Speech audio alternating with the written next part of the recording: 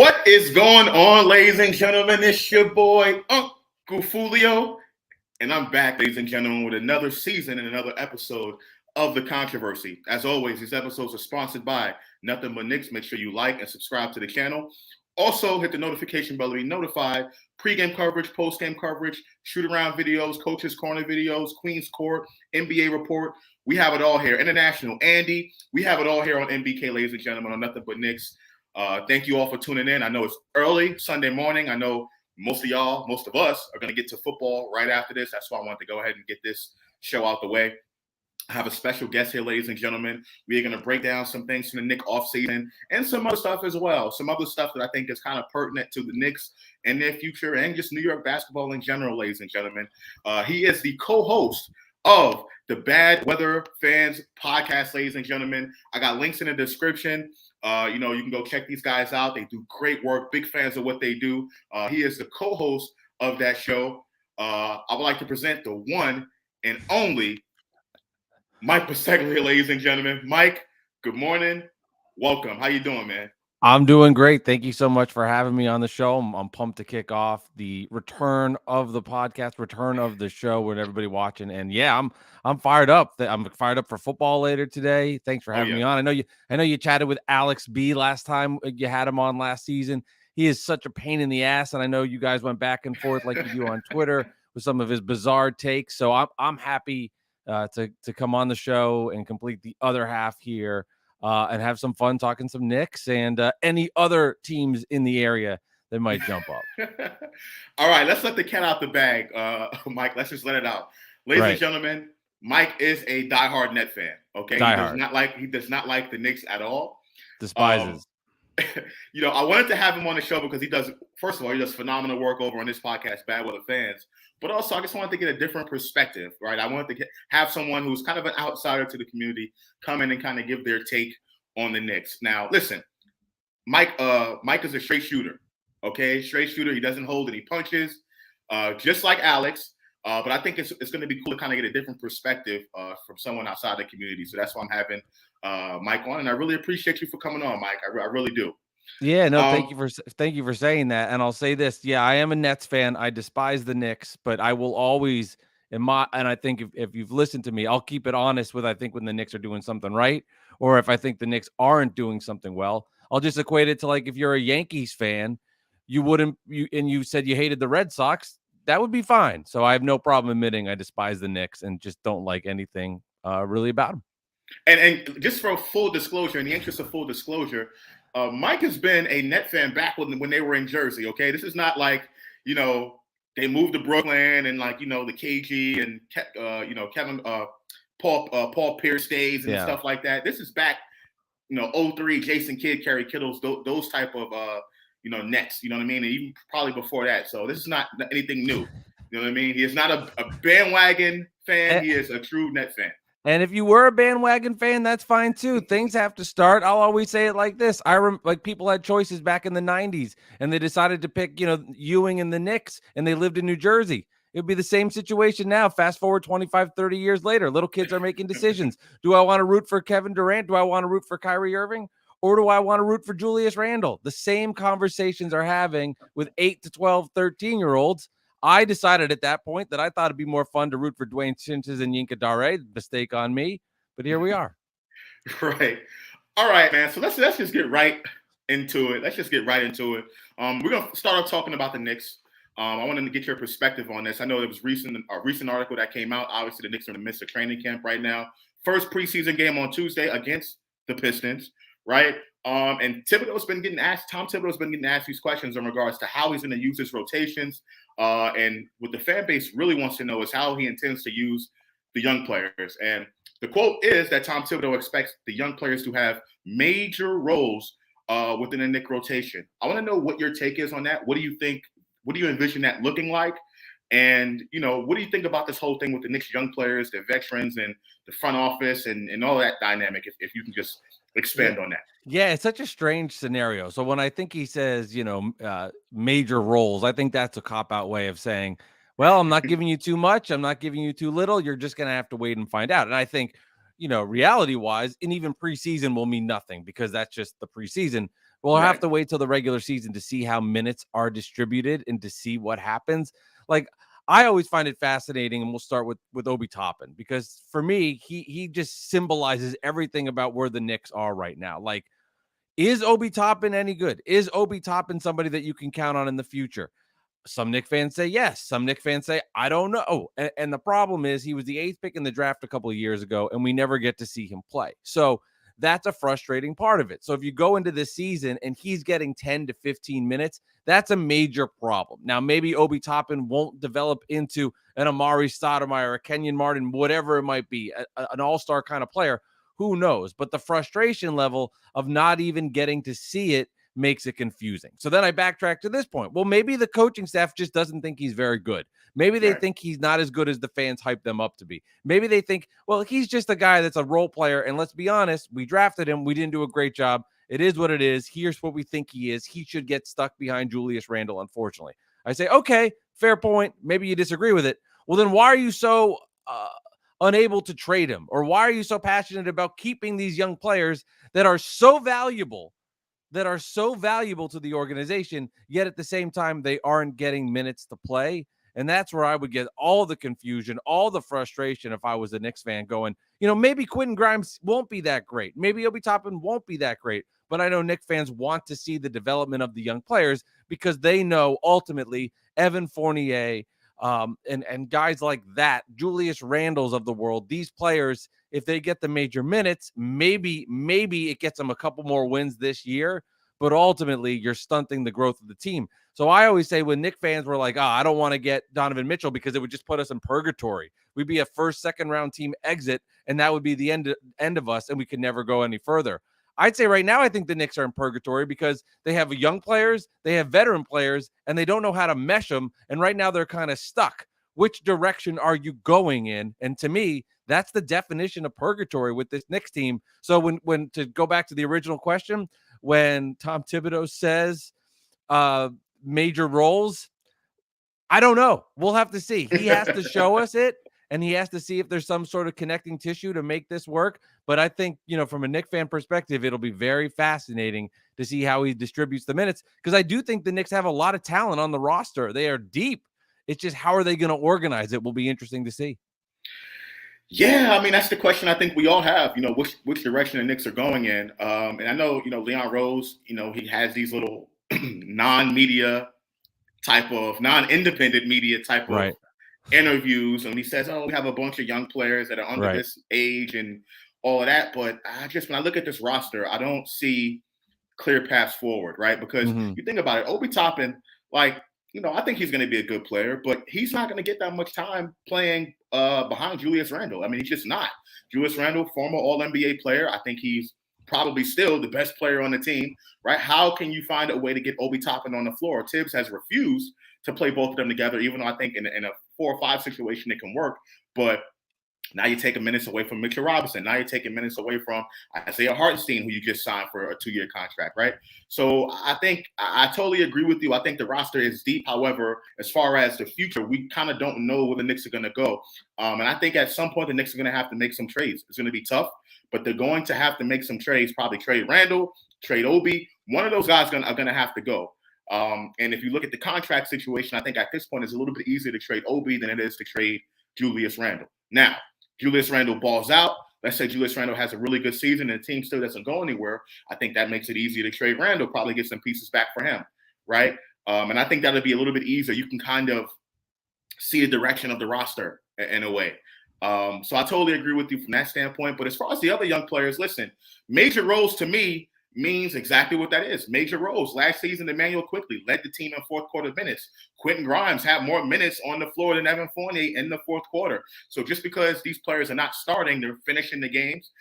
We had one of the best benches in the NBA last season. I think that was a major role for this team, just that fans kind of can't see that. So I think, it's just kind of a wait and see approach at this point. The Knicks aren't in a rush to do anything. They're still one of the lowest payrolls in the NBA.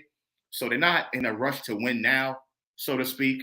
So I'm kind of in a wait and see mode. What do you think about that? Yeah, well, I think for the Knicks, like if they take the standpoint, like I look at the Cleveland Cavaliers last year and I use them as the example because I think they did this so brilliantly when they meshed in the young core and then they brought in the veterans after, like Kevin Love, Ricky Rubio's of the world stepped in and played impactful minutes and were there to help the team. But ultimately, it was the development of Evan Mobley. It was the development of Jared Allen. It was the development of the young guards. Like that's what this team did, and that's why they started to succeed. Injuries hurt them late, but they found that right mesh and that right togetherness. Like, what are the Knicks? Can they be that semblance of that team where Obi Toppin takes a leap, where Quentin Grimes takes a leap, where RJ Barrett takes the most important leap of the team and he goes up? Right. And then you sprinkle in Derrick Rose getting solid minutes. Then you sprinkle in Julius Randle being a veteran there. But like, can he take a step back? Can he do that? Will there be some sort of coordination where that happens? Like, to me, if the Knicks can find semblance and organization where some of the veterans don't mind taking a step back and they can work with the young players getting minutes, and then if they do take leaps and bounds and become better players, to me, that's the ultimate sacrifice for this Knicks team to be successful. I don't see that happening. I see, like, to me, realistically, I see the Knicks having a pretty good season. But what does that mean long term? Is it Julius Randle's getting traded? Is it Evan Fournier's getting dealt? But I see the Knicks winning 40-ish, 40 to 43, 44 games, 42 games, somewhere in that range. But it's about the development of the young core. It's about the development of the young players. That, to me, is a bigger key long-term success. Because if the Knicks win games, Obi Toppin doesn't play, you just wasted another lottery pick, and boom, like, that was another wasted year. You didn't have a lottery pick last year, so you're relying on your free agent signing in Brunson to take that leap. You need that. Or really, it's just, well, here we are again. We're kind of in no man's land. Yeah, I mean, listen, I think the young players are developing. Maybe not at the speed as what a lot of Knicks fans want to see, but I do think there is some development. I see a lot of improvements from Emmanuel Quickly year one to year two. Same with Obi, right? Biggest thing for Obi is confidence, right? And every time he's asked questions in the press conference, confidence. And we started to see that towards the end of the season. So I think there is some development going on there. But I do agree with you. Like, in general, I think I would like to see the young players play. Sure. Or I at least want to have a direction what the team is going to do. For me, I think the Knicks organization, their direction is not to do this slow build up the young players, because a couple months ago they wanted to trade them to get Donovan Mitchell in here, okay? So I don't think that's what Leon Rose is thinking. I think a lot of fans are kind of confused about that.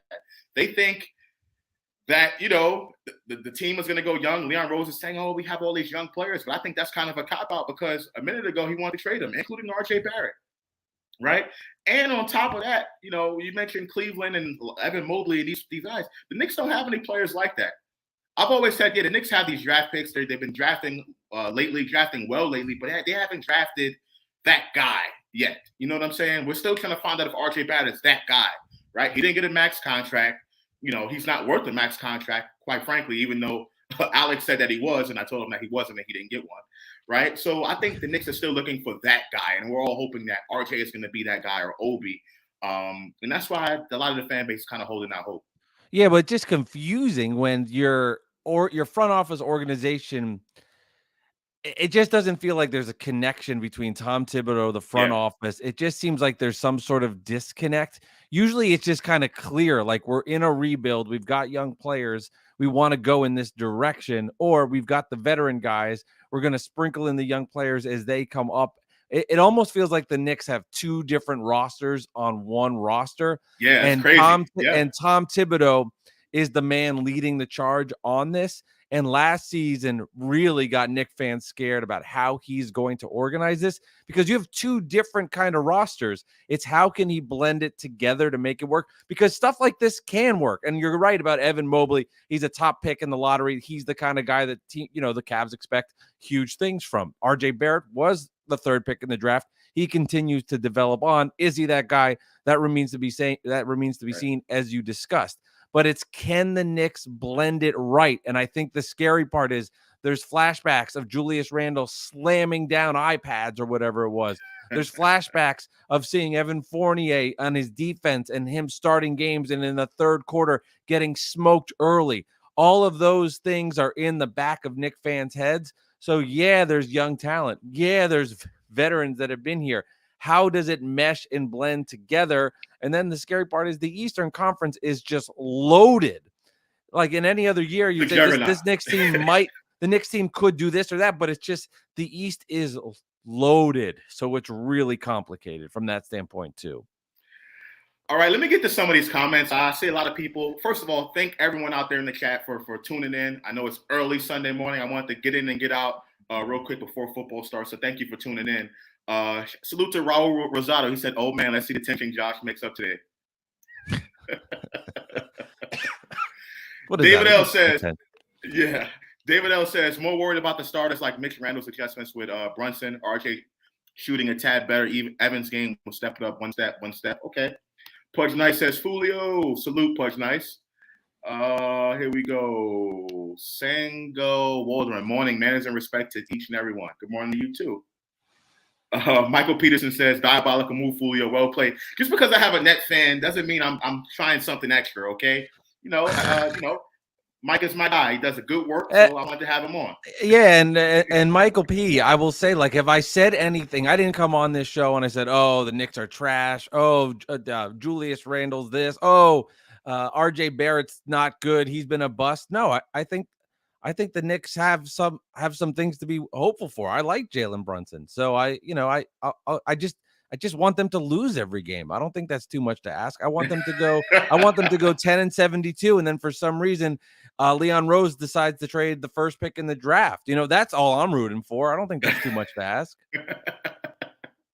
Billy Allen, Tibbs is very hypocritical when explaining his reasoning for his rotation. True. I mean, I think, listen, Tibbs takes a lot of hits, right? But I think the front office deserves some blame too, right? Because you draft Obi and then you give Julius Randle that type of contract.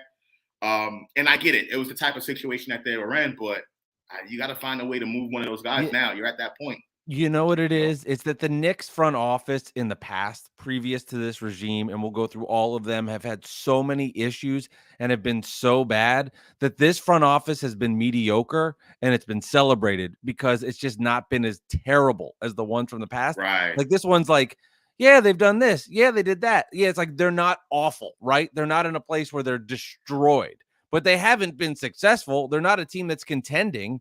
They're just average. And because the Knicks front offices have had on the court, off the court, so much crap in the past that this one is just is average, but it feels so much better because of the history in the front office. And it's the anxiety that comes with that, right? the anxiety, everything is going right or things are going right for like the first time in forever that people don't know how to act, so to speak. I remember Sim, we were talking on Twitter. Salute to Sim. Obviously created nothing but Knicks. We were talking on Twitter, and I said ultimately the front office and Tibbs will be judged by wins and losses. Oh, my phone went off. Ultimately, they'll be judged by. Ultimately, they'll be judged by wins and losses. But since Leon Rose, came here as a team president, before the Houston game or whatever it was, the team is only 2 games over 500. So yes, it's a winning record, but that's nothing. That's not anything to really hang your hat on. I mean, it's just they have a winning record, but it's nothing substantial, nothing that to me I think you can hang your hat on and say, okay, whether they're doing a good job, that they still need more time, right? In my opinion, that's why. And Tibbs needs more time as well. 1 winning season, 1 losing season. You got to give him some time to cook, and if it doesn't work out, then you make your moves. And speaking about that, let me ask you this: do you think Tibbs survives the season? I do. Yeah, I do think he makes it. I do think he survives the year because I think the Knicks are going to be good enough where it's like, how do you fire somebody that's winning and as a 500 coach and winning games after the last season the team was, 10 games under 500? I'd find it really bizarre and strange to see if they pulled the plug on him. I'd be pretty much stunned if he got fired because I think they're good and I think they're going to win games. So I don't think you can fire him for that. And it doesn't seem as if if they're a train wreck and they're a disaster and things go poorly, yes, I guess I could see that. But right now, I just think the Knicks have too much talent on the roster for this to go south that fast. And I think Tom Thibodeau is going to be in win mode in his view and do everything that it can take to get there. So, yeah, I think Tom Thibodeau 100% completes the season. I'm going to disagree with you. So look, I know, and we're going to have these shows down the road before the season actually starts, where we do predictions, the record predictions, and everything like that. I don't have the Knicks being over 500 this season. I don't. I combine that with, how good the Eastern Conference is, how good the division is, and we're going to talk about that in a second with the Nets and everybody else, right? I don't have the Knicks being over 500, and I think they can be under 500 and kind of sneak into a 10th seed, right? Maybe, 40 games, 40 and 42 will probably sneak into a 10th seed. But that's playing territory. You got to be able to win some of those games. And the Knicks can, quite frankly, make the playoffs with that record if they win both of those playing games, right? So, again, I just don't see that. But I think if the Knicks are at halfway through the season and they're just terrible and not over 500 at all, because their first half schedule was rough, I think we might see Tom Thibodeau gone before the season's over. I think that's definitely a possibility. And to some Knicks fans, that'll be a relief. Oh, I think it'd be a major relief. You and I maybe have just a different vantage point on how we see the Knicks season going. Like, to me, I think RJ Barrett's going to continue to get better. I think if you have a healthy Mitchell Robinson at center, he's going to really be a factor and a force in the Eastern Conference. I really like him there. And now the Knicks have a point guard for the first time in forever with Jalen Brunson. And I think he's, a little bit different of a role where he was in Dallas and Luka was the main star and he was kind of the number 2 or number 3, depending on how you looked at things. But I think him coming to the Knicks, I think, is a good fit for them. It alleviates some of the pressure off RJ Barrett, and you have a nice backcourt there. I like it. I like that. So I see the difference, and I think the Knicks are going to win some games more than you perceive it. And maybe that's me as an outsider looking at it, thinking that I think the Knicks have a more solid roster. So I see them winning games, but and because of that, it means Tom Thibodeau's keeping his job. But I guess I hope you're right. I hope you see, ladies and gentlemen, you see what I'm saying? Like, Mike is a straight shooter. He doesn't mess around. And, even though he is a Net fan, he called it, he said something positive. I, as a Knicks fan, am not, and I'm very pessimistic about this team right now. I like the roster as well. It's just the Eastern Conference for me. That kind of scares me, right? And we were having a conversation about what does it mean to shock the world, right? RJ had that, quote, that offseason quote, the Knicks are going to shock the world. To me, and I'm just going to say it, quite frankly, to me, winning a playoff series, they're getting really close to winning a playoff series. Because a lot of times Knicks fans get caught up in the win-loss record during the regular season. Obviously, we haven't seen much playoffs, right? So we don't really know what that looks like. We don't know what, we haven't been there as much. So fans kind of judge the success off of wins and losses. To me, wins and losses really don't matter because you can get to like a 6th seed, get in the playoffs, and then stink up the joint. That's what happened 2 years ago with the Knicks, right? Got into a 4th seed, and I said it, because the expectations changed. Yeah, no one expected the Knicks to get to the 4th seed, but once they got there, the expectations changed. And on top of that, you beat Atlanta 3 times during that season, and we got gentlemen swept, right? So to me, I thought that was more of a failure, right? Of course. Right, and that's just my opinion. Totally see that.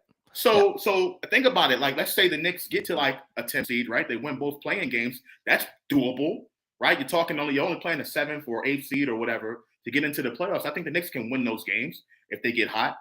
To me, shocking the world wouldn't necessarily be making the playoffs. Shocking the world to me will be playing a Milwaukee or a Philly in that first round series and pushing them to 6-7 games or perhaps winning the series. What's your take about that? I think when RJ Barrett says that, I think he doesn't know what it means. I really don't. I think he's just saying that because he hears people complaining. He knows that there's a lot on his shoulders now for this organization, and he's just using it as a motivational tool for himself. So when he says shock the world, it's really just having everybody shut up and having a good season. Because the truth of the matter is, I don't think he really knows what shock the world is. Like, I really don't think he knows that. But it's the idea that, oh, it's the same old Knicks. They're going to be terrible. They won't be good. There'll be problems here. Like, to me, that's what it is with shock the world. Yeah, let's just go out here, win some games. People don't believe in us. We're going to get behind there. We've got the best fans in the world. Madison Square Garden, come here, believe in it. That big winner against the Celtics that I had, you're going to be seeing more of that. Don't fall into this trap of the Knicks are a bad team, not going anywhere. We're going to shock the world and win some games. But for him to quantitative and put it on, well, I think it's going to be the second round when we fall to the Bucks in 6, but we play well. We steal one in Milwaukee. Giannis doesn't have a great game. You'll be impressed with the defense. Obi, like, none of that is, I think, even out there. But just, hey, stick with us. We're going to be a good team. We'll shock the world. Yeah, I've heard that before. Salute to Paris Duggar. Thank you for the follow, super chat. Really, really appreciate it. He said, "How are you going to get that guy when you never move up in a fix for small markets draft lottery? Phil Jackson sabotaged the Donovan pick purposely to him."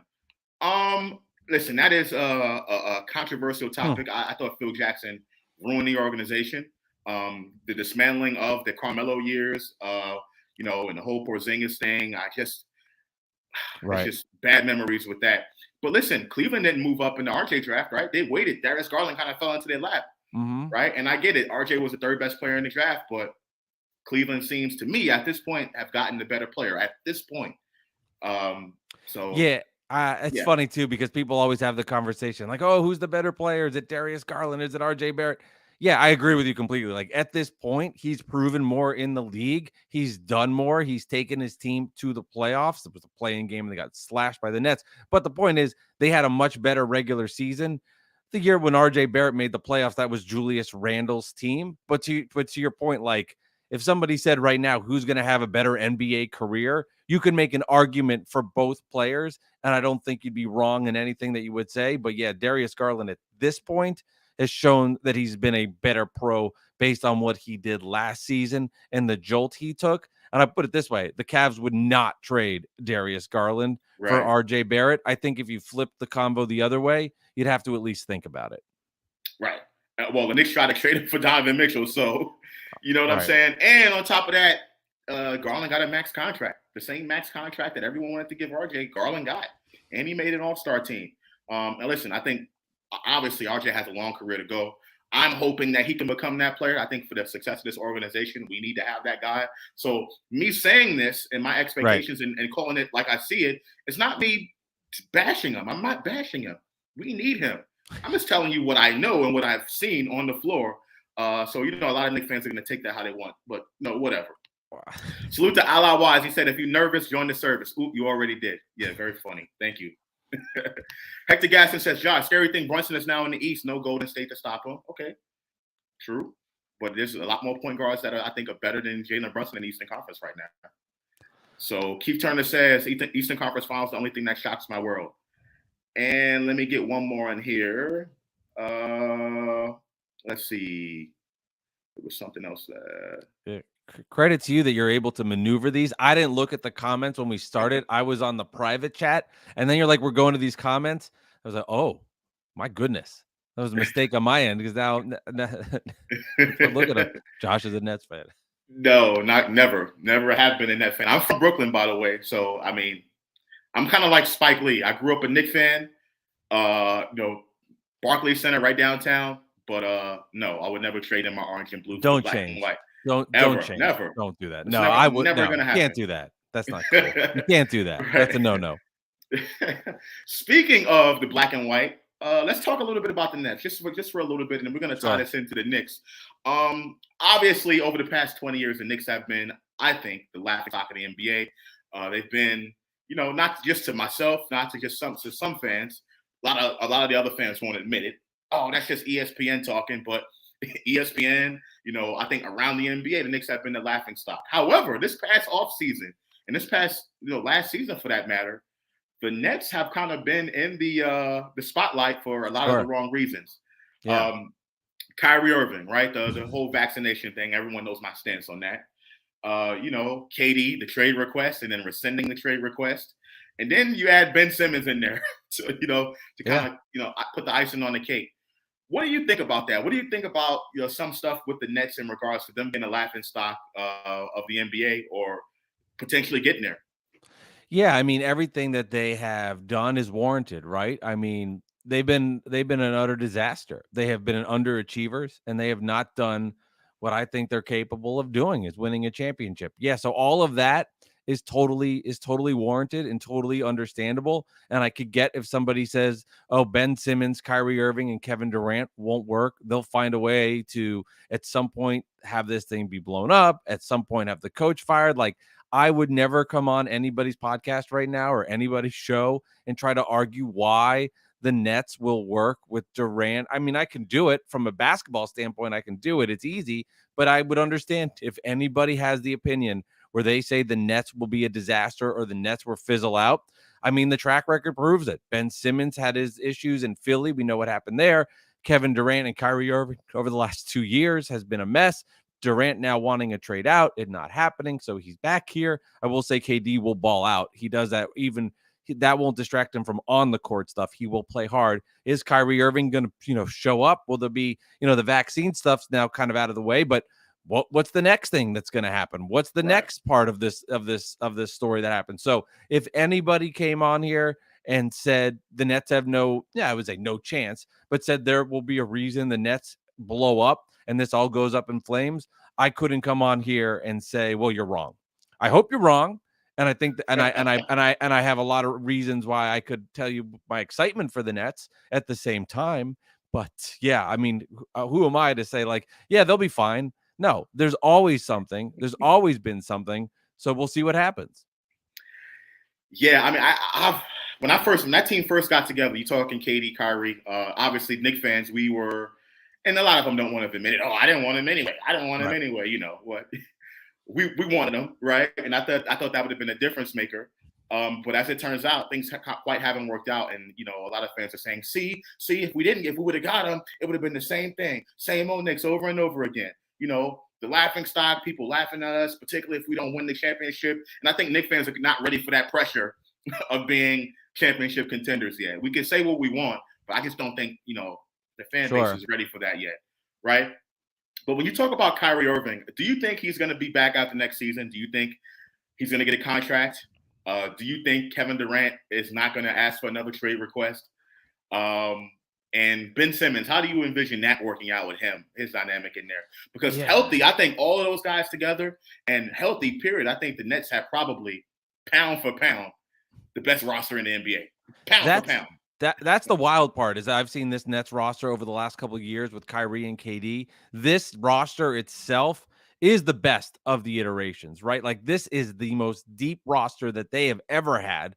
They have shooters in Joe Harris, Seth Curry, Patty Mills to surround around Ben Simmons. That's lethal. That's very dangerous. You now have a deeper bench with TJ Warren and Royce O'Neal, guys that can stretch the floor and hit threes. I mean, they definitely have a more well put together roster, a deeper roster. And at this point, they're healthier. So to your point, they are loaded with talent. I mean, they are oozing with talent. The problem has just been they can never seem to all get it together. Like for me, Kyrie Irving and Kevin Durant, I don't have the stat in front of me, but they've played a combined games together, like a number that would shock you and disappoint you as a Net fan, that these guys actually, from a chemistry standpoint, might be the two best friends in the world, but actually when they're on the court, really haven't done much together as a tandem. Like most of the success happened when James Harden was in his prime, net prime, and facilitating with Durant and Kyrie. That's when they were at their best because of what he had done.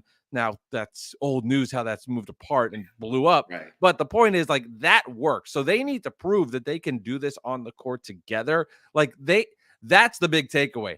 They've got to go out and show it. I think the one thing for the Nets, and as a Net fan that I like this year as opposed to the other years, was the expectation from the Nets on the outside was championship or bust. Now everybody's expectation is this will fizzle out. This will all go up in flames. There's no way this can work. And I like, from a sports fan, I like the idea of going under the radar and not having these monstrous expectations. And let's keep it real. Like Kyrie, Kevin Durant, these are guys that hear the media. Kyrie can tell you he doesn't, but he does. Kevin Durant definitely does. And you might say it's weak. You might say this is not cool, but they will use fuel from the media to get them motivated. Kyrie knows everything that's been said about him. Durant knows everything that's been said. Use that as fuel. And Kyrie is on a contract year. And I think that means a lot to him. And I think, fingers crossed, but I think this year he does come out and play his games. I know it's like, wow, what a novelty. You're under contract for $1 bajillion. You're going to play. I think he does play this year. I think he does come out strong, and I'm optimistic. Now, what does that mean success-wise with Durant? I don't know, but I do think he knows the expectations under him. He does know what had happened last year. He comes out, and I think he plays. I think he plays and tries to earn himself a new contract because he knows, this is it for him with the Nets. And I think they have a lot to prove this year, and I like that. And that goes with Ben Simmons too. Oh my God, does he have a lot to prove? He didn't play last year. He's got to go out and show people. Ben Simmons was an all NBA player. This guy can defend everybody. The Nets in the last couple of years have been slashed by Giannis Antetokounmpo and Jason Tatum in the playoffs. I mean, think about this idea. Like, we know Ben Simmons' playoff problems on the offensive end, but if he can now guard the Tatums, the Giannis's of the world, and you bring him into the mix, and the last point I'll say about Ben is the thing about the Nets, and Knicks fans will say this, is nobody cares about the Nets. There's no attention on the Nets. Nobody cares about the Nets. You know who loves that? Me, because Ben Simmons was in Philly and everybody cared about the Sixers. Everybody was interested in Ben Simmons and the Sixers. You know what sounds nice? Nobody caring, so Ben Simmons can go out and relax and play freely because it's not the Garden. And you know what? I'll use that as a positive. Nobody cares about the Nets, and Ben Simmons will relax because of it. I love it. I love it. I love it. I love it. Listen, I'll tell you this. I think, listen, I wanted Ben Simmons. I actually watch and I appreciate what he brings to the game. People can talk about the shooting and all of that stuff. He is a ball handler. Offensively, even though he can't shoot himself, he creates 3-pointers for other people around him, right? If you look in Philly, They were leading the league in 3-pointers, for a couple years in a row. Well, they were tops up in the league in 3-pointers because of Ben Simmons' ability to dribble the basketball, get to the paint, get to his spots on the floor, and then pass. He's a tremendous playmaker. And I think if you combine that with a Kyrie, you got another ball handler on the floor, their offense is just going to be deadly, right? But the questions that we do have is, are they going to stay healthy? Is Kyrie going to play? And their defense, I think defensively, I think they need a lot of work as well. So I totally agree with you from that standpoint. Let me just get to some of these comments here. Oh, actually, I'll wait. I have one more question I want to ask. Sure. In regards to the Nets, obviously the Nets are the new team in town, right? Relatively. The Knicks have been around for the last 75 years, right? The Nets came here, 10 years ago, a little bit more than that. 10 years. Do you think it's a possibility that the Nets can ever take over this town? Do you think it's a possibility? And if so, what would be the criteria for that to happen? 2 parts. One, I don't care if they ever take over the town. I just want to see them win a championship. But number 2, I think not in the near future. I think it's something like this. Like, the Nets have definitely made a dent in the area. They've definitely made a dent. And I'll say that because Knicks fans in the past, when they were in Jersey, wouldn't care about them at all. There's now a factor where you care. Are they the Knicks in the town? Of course they're not. Of course they don't run the city. Of course they don't. The Knicks do. They've been here for 75 years. They better, but but to say that the Nets haven't had some sort of impact in our building down the line, I'd say would be silly. Now, what does that become? Like, I look at this, like in 1964, if there was Twitter back then and everybody was getting all angry at each other and the Mets were in town, and Yankees fans would say, Yankees run New York, Mets, you don't run New York. But if I fast forward to 2022 and I said, who's the bigger team? Of course it's the Yankees. It's the Yankees. But I also say, do the Mets have a place in New York? Of course they do. They have a huge fan base. They have a huge backing. They're the Mets. People love the Mets. The Mets are blowing it right now. They have a huge game tonight. But that's a different conversation. But right. Yeah, the Mets are a factor in New York. Of course they are. So to me, are the Nets the Knicks? No. Have the Nets made a dent in the area? Yes. Younger people are now interested in the Nets that they would not have been in the past if they were still in New Jersey. But what will it look like when we're doing another episode together in 2066 and you're asking me about the Nets and Knicks? Might it be different? I'm sure it'll be a little more evened out because by then nobody will remember LJ's 4-point play. Nobody will remember John Stark's dunk. Nobody will remember any of this stuff, and that will fade. But now, in this time, of course they're not the Knicks. The Knicks are the big team here. They will be for the foreseeable future and for the rest of my lifetime. I know that. I respect that. I get that. But ultimately, like, I just want to win. I don't care if I go to a parade in Brooklyn and there's 17 other people and I'm one of those 18. That doesn't bother me at all. It doesn't. But what does bother me is when I see comments like the only time Barclays sell out is if we play there. Like, that's not that's not true too. And but I also know that that's the Knick fan defense because they know some of their territory was taken, so they got to get defensive back, which I totally understand. Well, I don't want to call it territory because, listen, I think there's a political element to this as well. Brooklyn used to be its own city. A lot of people don't know that. Brooklyn used to actually be its own thing outside of New York City until the early 1900s or something like that. So I think there's always that political thing. And I think people from Brooklyn, like myself, have this pride about being from Brooklyn. You know what I'm saying? Like, and I guess New York is kind of territorial within itself. You think of the neighborhoods and right. traditional, communities and stuff like that. So I think that's a part of it, right? But here's why I disagree with you. I think, first of all, the Nets don't sell out many games. They just don't. In a huge market, they don't sell out many games. The Knicks do, right? So I think the Nets still have a long way to go to even get close to it. And I think championships will help that. So if the Nets can actually win some championships, I think that'll help the situation. But what I really want to say is, I think I appreciate the fact that the Nets came to Brooklyn. They came to the city. Because for me, as a staunch critic of James Dolan, I felt like he went unopposed for years and years. There was no one else that was sharing a piece of that market pie. It was just James Dolan. He had the best real estate in the middle of Midtown Manhattan, running the Garden, making money hand over fist, right? When the Nets came to town, I felt like the urgency on James Dolan and the Knicks organization kind of skyrocketed.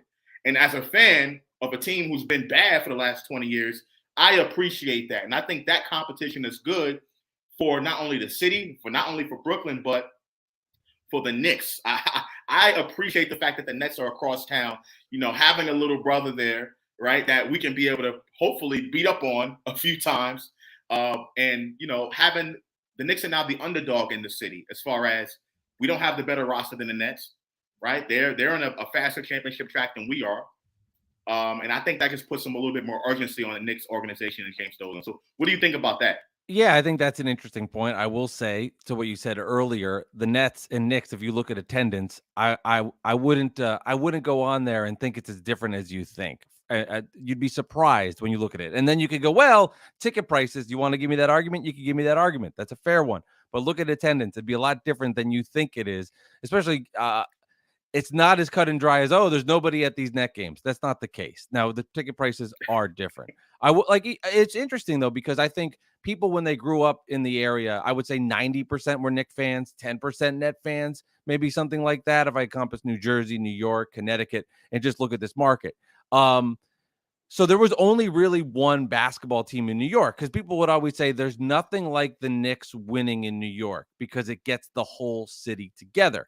And I would say it was very similar. It would be like if you lived in Pittsburgh or you lived in Cleveland or if you lived in Seattle. This is what it's like when you just have one team in your town. You all get behind it. You all get into it.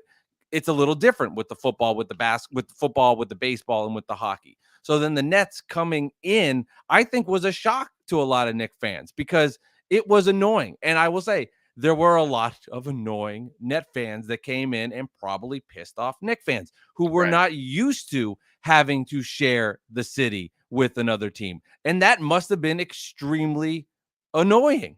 I mean, it must have been extremely annoying because the history of the Knicks is much richer than the history of the Nets going back to New Jersey, even though recently the Nets did have more finals appearance and get their back-to-back years. But overall, Nets have no championships. Knicks do. I mean, not that the Knicks history is anything that's incredible, but it's definitely richer and deeper than it is the Nets one. So I would imagine that it must have been extremely frustrating to have the Nets in New York and having Net fans proclaim all these things when they're going, wait a minute, this has been my city. The Knicks are New York. Like, how dare you do that? I'm sure it was really annoying. It must have been. But to your point, yeah, it's good to, like, it's fun to have this now. Like, now we have people complaining about the Nets, making fun of the Nets, making fun of the Net fans, having jokes about it. Nobody cared about the Nets when they were in New Jersey. Now people care about them. Now, again, it's not the same as the Knicks. I would never say that. Of course, the Knicks have a stronger fan base, a bigger fan base. But to tell me that the Nets haven't made a dent or were annoying is ridiculous. Like, if I bet you most Knicks fans, when I said, well, what did you think of the 01-02 Net finals when they played the Lakers? You're probably like, yeah, I was kind of rooting for the Nets. They were cute. If the Nets make the finals this year, none of those people will be rooting for the Nets. I agree with that. I agree with that 100%. I totally get you. It's the division, I think, is fun. I think it's really good for both organizations, obviously. Let me get to some of these comments. Johnny Davis says, even if the Nets won a championship, they could take over. But what if they become like a G League team for New York City players, then they might get some rep. Okay. James Earl Moans. Brooklyn, bring that money, or bring Brooklyn that money. Okay. Walter White, is everyone ready for the fans to overreact after the first preseason game? That happens a Yes. lot. Yeah. that happens a I lot. get that. Shimmy MD says, Uncle Fulio, you and Andy the only ones I like on MBK. Well, thank you very much. I really appreciate that. C Max says that's not defensive. That's facts. I think he's referring to what you said earlier about the Knicks. Let's see. Get a couple more of these in here. Manchow said Barclays Center looks like a funeral home. Oh my goodness. No, I mean it's not So, this. It's all warranted. You want to make if you want to make fun of that, you can. I mean, go for it. Again, it doesn't change the idea that the Nets can go win a championship this year. Like it doesn't. And I bring all that back to.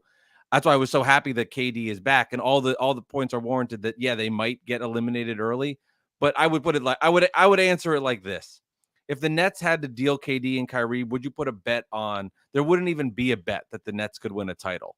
Now you might bet against it, but at least there's a bet to be made, which means there's a possibility, and that's why I'm happy. But yeah, keep. I love all these comments; they're fun. There's been a few of them on there I've been enjoying.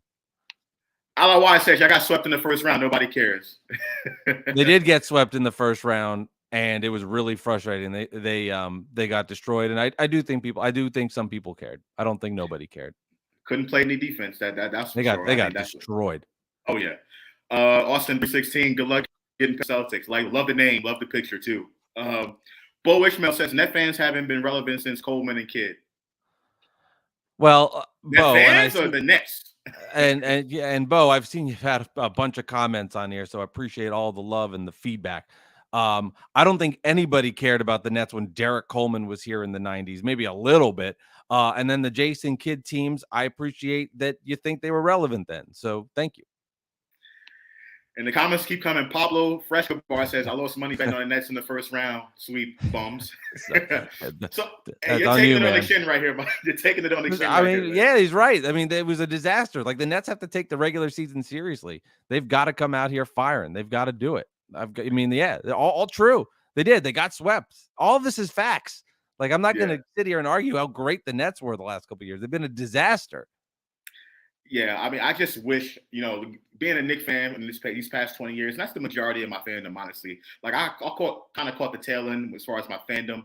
I caught the tail end of those 90s teams when, Ewing was kind of on his last legs. We had Houston, Spreewell, and that squad, Marcus Camby and all those guys.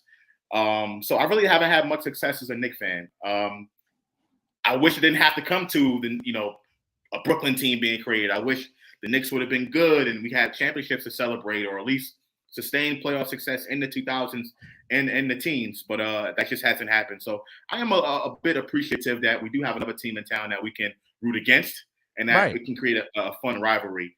But I do want to ask you, expectations. Yes. Give me your expectations for the Knicks this season and give me your expectations for the Nets this season. It can go by win-loss record. It can go by seeding. And ultimately where they'll finish come playoffs.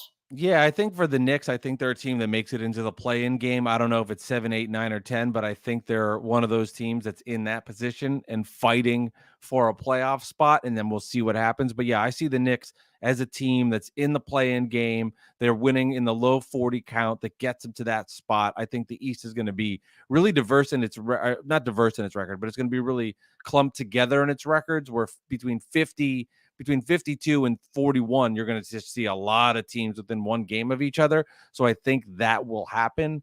And then from the Nets standpoint, my heart wants to say they go all the way and they somehow figure it out. I don't know what it is, but it will be some sort of disaster where they break my heart. I don't know where.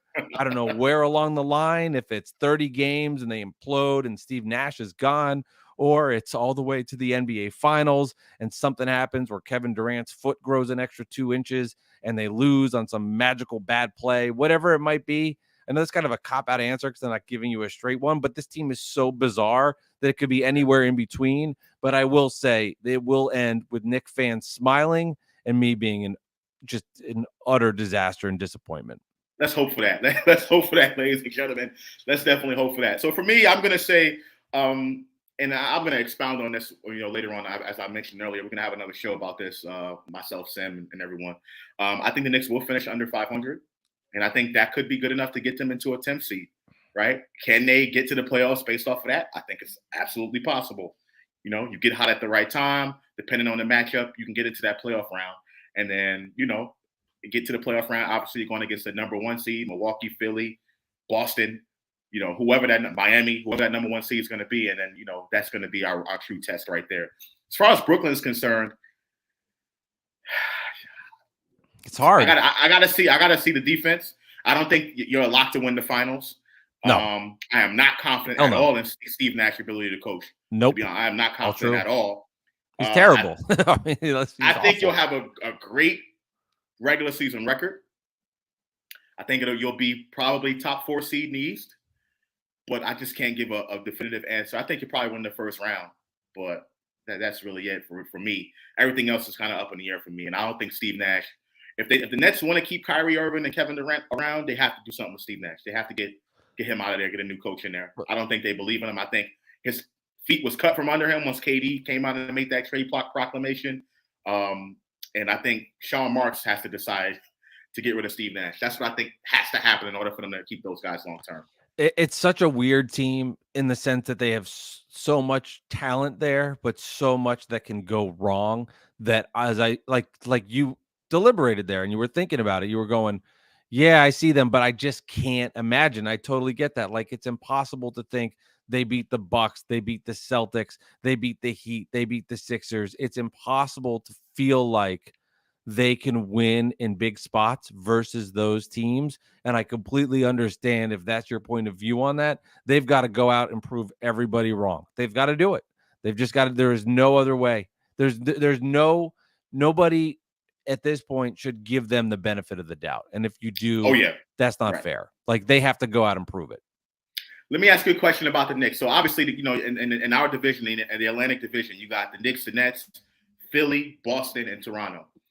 Where do the Knicks fall in that? In that, you think by season's end? You repeat those last ones again for me. I'm sorry. So you got Brooklyn, Knicks, Boston, and the Atlantic in the division. Yeah. Where do the Knicks fit in that division? And I got a follow up for you. See, the problem is, like, and now you're making great points, like where they finished is that Atlantic division might be the best division in basketball. Right. I mean, it is completely loaded. Remember, the Toronto Raptors last year won 48 games, and they're just getting better with all of their young talent that's there. The Sixers last year had a lot of chaos themselves and controversy with Ben Simmons to start the year, bringing in James Harden, and now he seems to be in better shape, whatever that means. The Celtics, here's a team that went to the NBA Finals last year. They've got issues with the coaching staff, has been well documented, so that's an interesting point. And then there's the Nets. So it's like, I would put the Knicks 5th just based on all of the other teams ahead of them, but it's more about not the Knicks, and it's more about the Atlantic division as a whole, because if you went to another division, you could start having some healthy arguments with, you know, you look at like Washington, Orlando, some of these other teams, it's not as there, but that Atlantic division is just stacked. But I think the Knicks will hold their own. I think they'll be 5th in the division, but that doesn't mean that they're going to be terrible in the East. Right.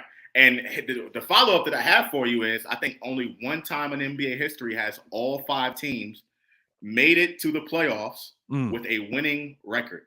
That's only happened one time in NBA history. It's happened 2 other times, but the last team or whatever didn't have a winning record, right? And you have to go all the way back to the 80s for one of them.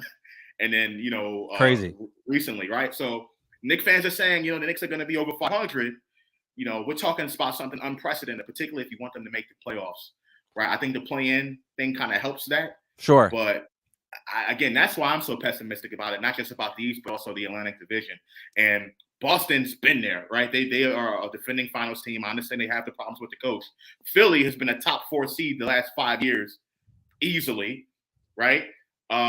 People sleep on Toronto, but I don't. I seen the way they played us last season. They play defense, and they got that young boy Scotty Barnes up there. Like, they're gonna play basketball. And then obviously you got Brooklyn with the talent.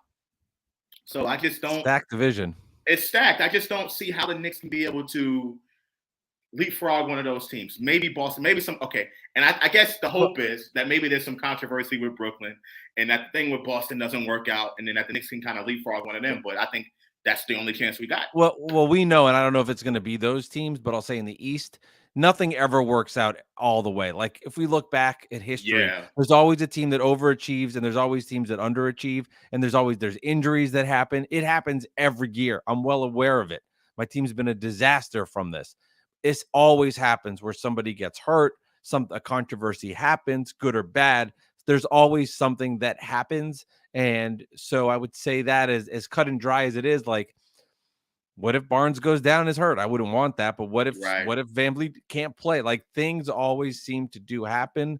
So something happens. It's an unfortunate part of the game, but it's somewhere, some team, something bad and unfortunate will happen. And it just seems to happen every year. But does it mean the Knicks leapfrog them? The 3 seed in the East? No. But you never know with how it could help another organization. Yeah, that's what I'm hoping for. Mike, obviously a pleasure to have you on. Thank you for doing this. I know it's early. I know you got some things you got to do. I really appreciate you coming on. Yeah. Let the folks know where they can find you and things of that nature. Yeah, absolutely. And it's Bad Weather fans. And for people that are listening to this for the first time, don't worry. I know it's not a Nets podcast. I actually do this with a Knicks fan, Alex Benezowitz, who you've probably seen on Twitter at Knicks Central. I'm at Mike Delivers Pod on Twitter. And Alex and I do the pod together. So it's the perspective of having a Nets fan and a Knicks fan, kind of creating like a New York basketball podcast. And Alex is not afraid to admit he dislikes the Nets. I'm not as afraid to admit that I dislike the Knicks, but we both keep it real with how we feel about each of the teams. So I would invite anybody that wants to check us out. We talk Nets, we talk Knicks. And for all the people here that have enjoyed making fun of the Nets on the comments, you're more than welcome to do it on Bad Weather fans. I'm all here for it. I love it. I love the interaction. Please go check these guys out. They do phenomenal work over there. The Knicks and Net fan. I just love that dynamic, that 50-50, half and half, yin and yang. I love that dynamic. Links in the description of this video, ladies and gentlemen. I also have Mike's Twitter down there. So if you want to reach out, if you have anything you want to say to him, make fun of the Nets after they lose, please go ahead in the description and get all those links there. Once again, Mike, thank you. Thank you for everyone for tuning in Sunday. Enjoy your football Sunday, ladies and gentlemen. My name is UnclefOOlio, and I'll see you on the next episode of The Kontroversy, ladies and gentlemen. Peace.